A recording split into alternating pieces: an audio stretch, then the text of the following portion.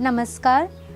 जब भी हम एक आईवीएफ प्रोसेस स्टार्ट करते हैं तो हमारा ध्यान होता है कि हम एक अच्छा डॉक्टर चुनें जो क्वालिफाइड हो, जिन्हें काफ़ी एक्सपीरियंस हो, जिनके बारे में हमने अच्छे रेट्स या सक्सेस रेट्स के बारे में सुना हुआ हो। बट एक और बहुत अहम चीज़ है जो आईवीएफ की सफलता के लिए ज़रूरी है, वो है एक बहुत अच्छी आईवीएफ लैब। मेरा नाम डॉक्टर दीक्षा शर्मा है। मैं एक आईवीएफ और इनफर्टिलिटी सुपर स्पेशलिस्ट हूँ और पुष्पांजलि हॉस्पिटल आगरा में डायरेक्टर हूँ। तो आज हम बात करते हैं कि आईवीएफ की सक्सेस में लैब का क्या रोल होता है या महत्व होता है। IVF is all about team work. IVF एक अच्छा डॉक्टर केवल अकेले ही नहीं कर सकता, उसको ज़रूरी है कि उसके साथ एक अच्छी टीम हो, जिसमें एक अच्छा एम्ब्रियोलॉजिस्ट और अच्छी लैब का होना बहुत ज़रूरी है। जब हम आईवीएफ में एग रिट्रीवल प्रोसेस करते हैं या हम अच्छे स्टिमुलेशन के बाद अच्छे एग बना देते हैं तो उसके बाद हमारे लैब का काम शुरू हो जाता है।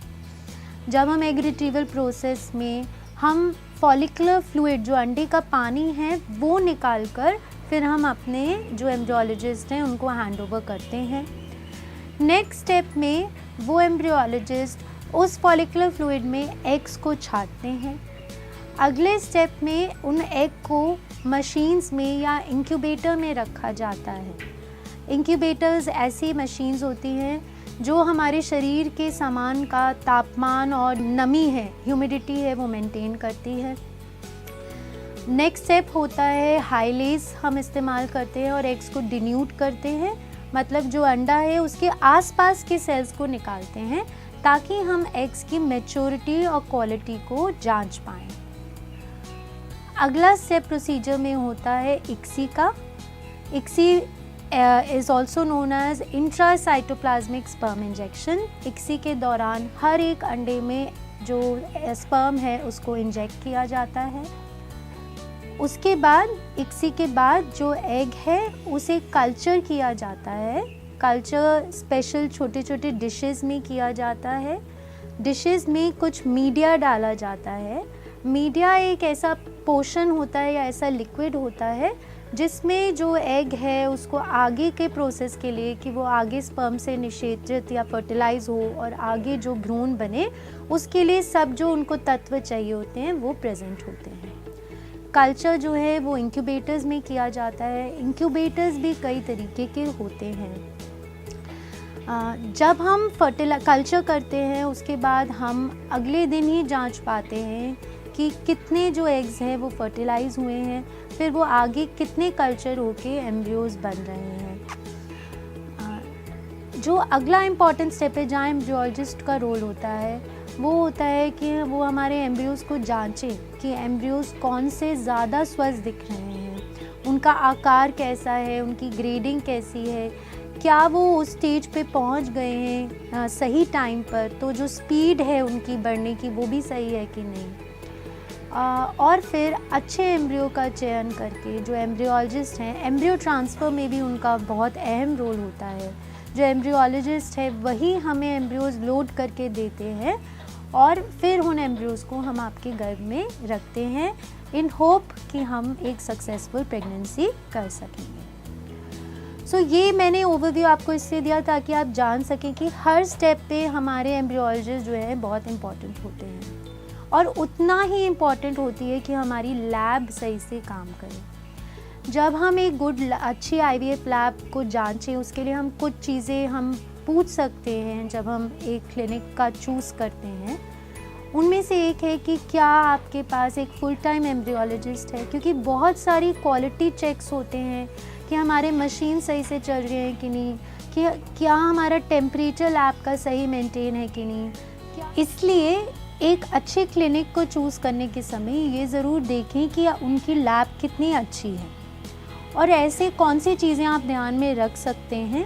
पहला, जो एम्ब्रियोलॉजिस्ट है उनकी क्वालिफ़िकेशन क्या है, उनको कितना एक्सपीरियंस है, वो कितने साल से इक्सी या कितनी इक्सी कर चुके हैं, ये भी उनके रिज़ल्ट्स में बहुत महत्वपूर्ण होता है।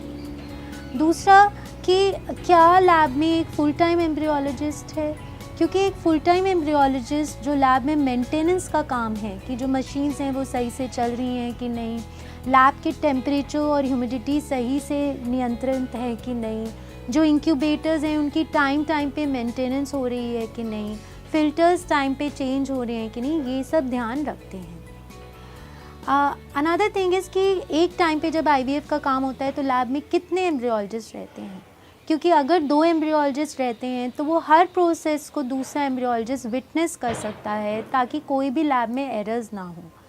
ये हर स्टेप पे इम्पॉर्टेंट होता है, सीमन प्रेपरेशन से लेकर डिशेस बनाने में और इक्सी करने में और फ्रीजिंग करने में और थॉइंग करने में भी विटनेस का बहुत इम्पॉर्टेंट होता है, ताकि हम हर स्टेप पे पेशेंट, हस्बैंड का नाम और उनका ID तीनों चीज़ें हम क्रॉस चेक करके ही चलते हैं।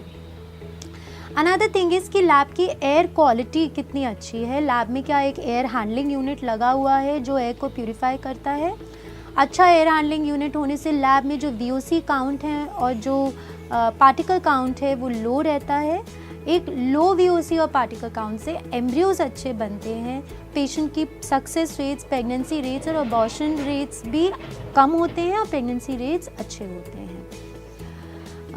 ये सब चीज़ें हम कैसे जान सकते हैं? एक तरीका इनको जानने का ये होता है कि जो हमारा एम्ब्रियोलॉजिस्ट है उनकी फर्टिलाइजेशन रेट कैसी है। फर्टिलाइजेशन रेट का मतलब है कि जितने एग्स में उन्होंने स्पर्म इंजेक्ट किया, कितने जो हैं फर्टिलाइज या आगे निषेचित हो जाते हैं। लैब को जांचने का एक बहुत ही सरल तरीका है कि ब्लास्टुलेशन रेट एक लैब का कितना अच्छा है। ब्लास्टुलेशन रेट का मतलब है कि जितने एग्स फर्टिलाइज हुए हैं उनमें से कितने % जो हैं वो ब्लास्टोसिस या 5वें दिन का एम्ब्रियो में कन्वर्ट होते हैं। एक अच्छी लैब में 40 to 50% ब्लास्टुलेशन रेट होते हैं। सो आई होप ये जानकारी आपको अच्छी लगी होगी। आप अपने सुझाव दे सकते हैं कि आप और आगे क्या क्या वीडियो किस विषय पे देखना चाहते हैं, और अगर आपकी एक लैब के बारे में कोई क्वेरी हो तो आप हमें मैसेज कर सकते हैं। Thank you.